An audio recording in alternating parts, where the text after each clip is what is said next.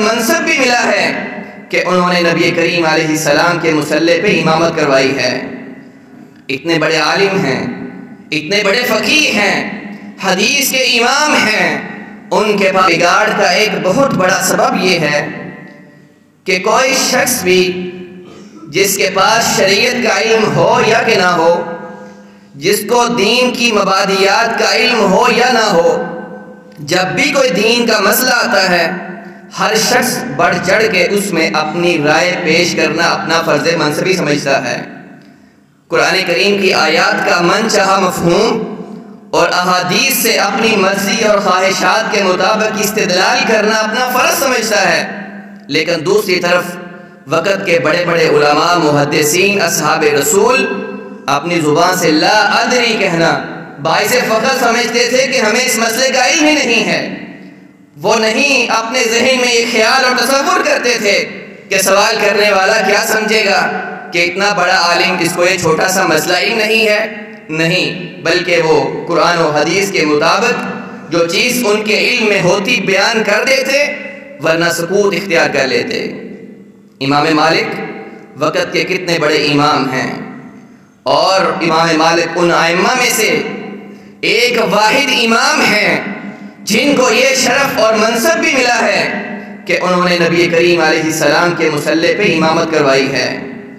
اور نبی کریم علیہ السلام کا فرمان ہے کہ ایک وقت آئے گا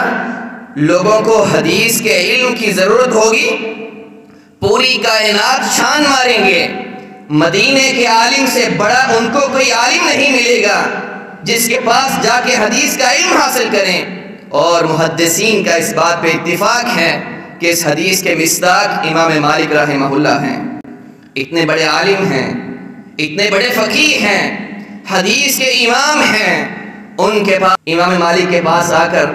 اپنی غرض و غائب بیان کی، اور امام مالک کہنے لگے ٹھیک ہے آپ اپنے سوالات کریں، آپ کے سوالات کے مطابق میں آپ کو جواب دیتا ہوں۔ ایک شخص نے سوالات کرنے شروع کیے، پہلا سوال کیا، امام مالک کہنے لگے لا ادری، مجھے علم نہیں ہے۔ دوسرا سوال کیا، کہنے لگے لا ادری، مجھے علم نہیں ہے۔ تیسرا سوال کیا، حتیٰ کہ ان لوگوں نے امام مالک سے 40 سوالات کیے، اور ان 40 میں سے 4 سوالات کے جواب امام مالک نے قرآن و حدیث کے مطابق دیے، اور باقی تمام سوالوں پہ کہنے لگے لا ادری، مجھے اس مسئلے کا علم نہیں ہے۔